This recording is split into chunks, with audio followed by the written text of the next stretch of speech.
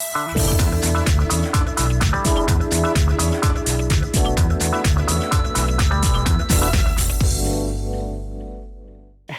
and welcome to VOA's Red Carpet. My name is Jackson Vunganyi. I am back and I want to thank Radia and Myra for filling in for me while I was away on vacation. But we're back with Red Carpet with the latest in celebrity news, in fashion, in sports, film and television from around the world. Let's go. And we begin our show with an uplifting story about an Ethiopian refugee who is teaching refugee children in Sudan to express themselves through art. Using a few colored pencils, Marco Braham wants to keep doing what he loves most, drawing. Braham says he was a professional painter back in Ethiopia before he fled to Sudan.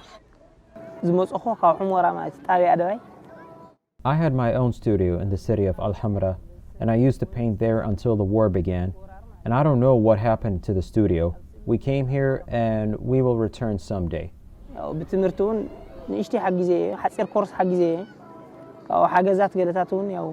The young Ethiopian man sought refuge in a camp in the border city of Al-Qadarif.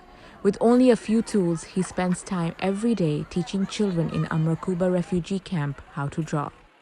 One of the organizations called Save the Children provided me with some drawing tools such as papers and drawing pencils to teach children to draw, and I also bought with a little money some papers and drawing pencils.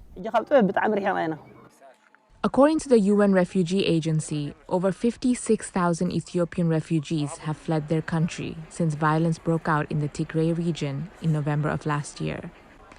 Braham believes in the power of art as a form of expression and as a therapeutic activity.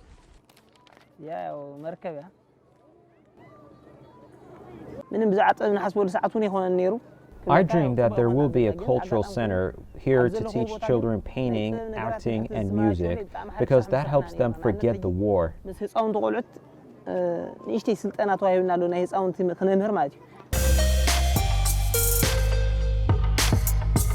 Now, there have been many movies and documentaries about Dr. Martin Luther King Jr.'s life in MLK/FBI.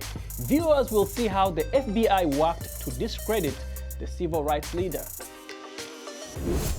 At last, free at last, thank God Almighty! Oscar-nominated director Sam Pollard said his responsibility with this new documentary was to create an accurate and respectful film, taking a look at what King was like as a human being.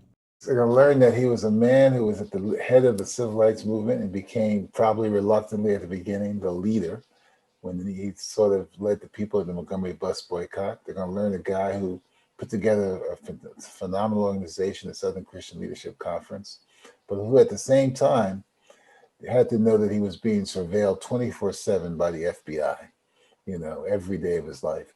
And at the same time that he had a very sort of complicated personal life, not only a wife and kids, but also these affairs with other women as he was on the road. With newly discovered classified files and restored footage, viewers find a very distressed Dr. King. He looks worried, tired, run down, and has a cold during one of the interviews. We're doing what I call this parallel story, where you see what King is going through at the same time as the FBI is pushing the envelope, trying to figure out ways to constantly discredit and destroy Dr. King's reputation. In the 1960s, the FBI, under then Director J. Edgar Hoover, spied on King and other civil rights leaders. They labeled Dr. King as the most dangerous black person in America. The FBI campaign, disclosed years later, included sending letters and tapes to Mrs. King in an attempt to discredit her husband. In 1977, a judge ordered that King files be sealed for 50 years, making them available to the public in 2027. MLK Fbi opened in select theaters and on demand on King's actual birthday, January 15th, just 3 days before the U.S. holiday Martin Luther King Jr. Day on January 18th. And let's go to North Africa in Egypt, in a Cairo museum where you can walk under a swimming pool fully dressed without getting wet, step into a tunnel where the ground sways under your feet or stand upside down in a rotating room, but this is all pure illusion. Let's check out what this new museum is all about. It is an experience offered in the Museum of Illusions where visitors enjoy nearly 70 illusions that test their senses, mind, and psyche. The illusions are designed to trick one's senses, but everything has its own scientific, mathematical, or psychological explanation, museum managers say. Groups of friends or families that wish to enjoy an experience where they test their senses are among the visitors, such as Shireen Ayub, who gave the museum a positive review. Honestly, this is a new experience. This is the first time to have something like this in Egypt. It is suitable for all ages. The young and old will have fun. Illusions are all things that I see for the first time. The goal is to discover why our eyes perceive things that are incomprehensible to our brain, according to the museum's website. General Manager Mahmoud Abul Abbas says the museum does more than entertain. You enter and you see things that are not real, but at the same time there is an explanation that makes you understand why you see things this way. The museum is not just for entertainment. You learn different things and learn interesting facts about things inside the museum. The illusions also include holograms, optical illusions, and an infinity room.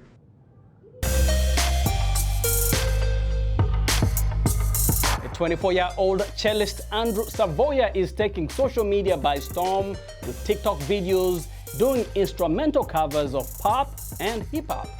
VOA's Maskim Maskalkov has our story.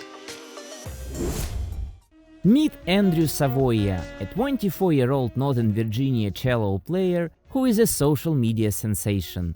He created his TikTok account Savoy Boy in July, and in just a few months he already had millions of likes or views.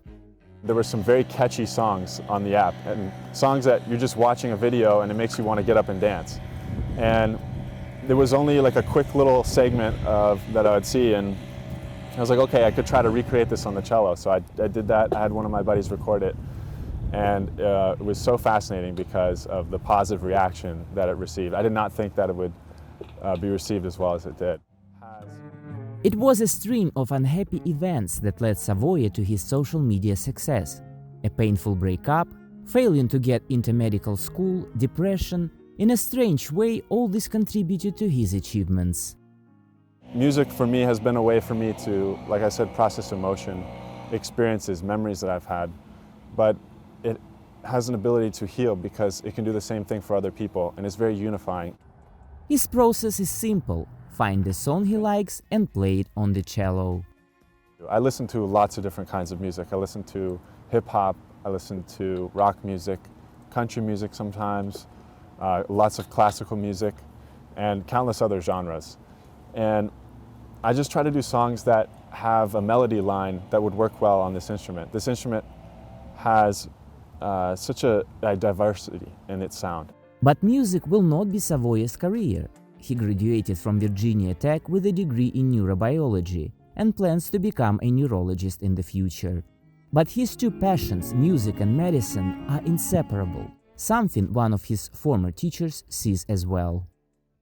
I could definitely see a specific, sector of the population who has a specific ear, or depending on the type of illness that you have, that you can actually be soothed by music. And if you watch him when he plays, and of course, I only started watching him recently, he's very, very passionate how he actually started playing the cello.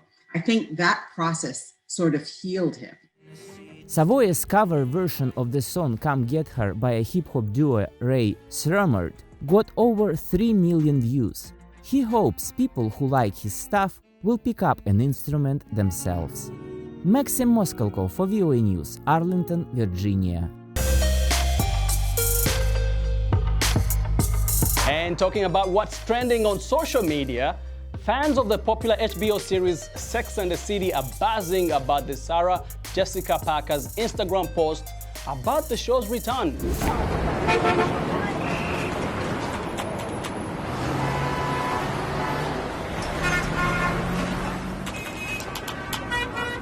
And just like that,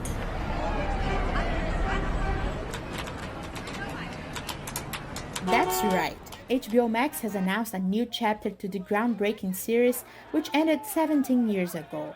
Sarah Jessica Parker, Cynthia Nixon, and Christine Davis will reunite in the 10-episode series, and just like that, from executive producer Michael Patrick King. The series began production in New York in late spring and will follow the friendship of Carrie, Miranda, and Charlotte, now in their 50s, but minus Samantha, who was played by Kim Cattrall in the original series.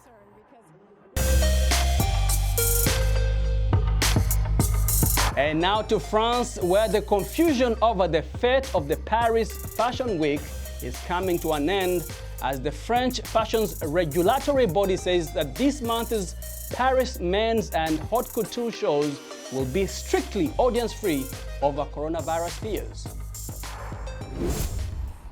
In a statement to the Associated Press, the Fédération de la Haute Couture et de la Mode said that we confirm that there can be no public gatherings at Paris Fashion Week, adding that houses can still organize real runway shows with models broadcast live, provided that their events take place behind closed doors.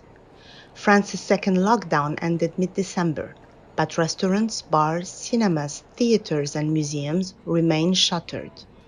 Paris Fashion Week will take place from January 19th to the 24th.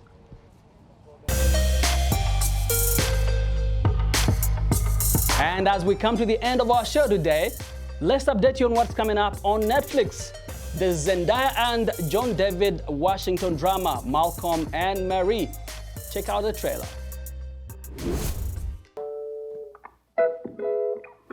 You are by far the most excruciating, difficult, stubbornly obnoxious. The movie follows Washington as Malcolm, a filmmaker, and his girlfriend Marie, played by Zendaya, who stay up all night and wait for the reveals of his new movie. They begin to confront their relationship and find themselves at a crossroads. The film, shot in black and white, is directed and written by Euphoria's creator Sam Levinson. You remember Zendaya became the youngest lead drama actress to win an Emmy for her role as a troubled teenager in Euphoria. Malcolm and Marie was quietly filmed last summer at a private house in Carmel, California, under COVID safety guidelines. It will debut in selected theaters later this month and premiere on Netflix on February 5th. Before we say goodbye, here's a look. What if there's someone who loved them better? Give me your pain. Give me your sorrow. Tell me what hurts. I will carry you. You know, Malcolm, I feel like once you know someone is there for you and once you know they love you, you never actually think of them again. It's until you're about to lose someone that you finally pay attention. Well, what is it, Marie? What do you want? Really? You want to go there? Yes. I will carry you. I will carry you. You want control, because you can't imagine the reason I'm with you is because I love you. Everything that you've been through, everything, that's what made you you. The girl that I love, the girl that I fuck with. I will carry you. Tonight was thank you, Malcolm. That is it. You know that I'm thankful. You know that I make mistakes, so why turn it into something more? Because about how you see this relationship. Look at me. I'm the last person standing.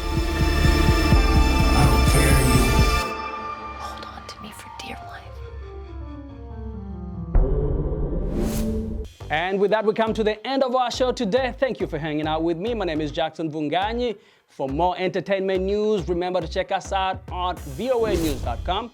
We are also on all social media platforms, Facebook, Instagram, and on YouTube. Until next time, goodbye, everyone.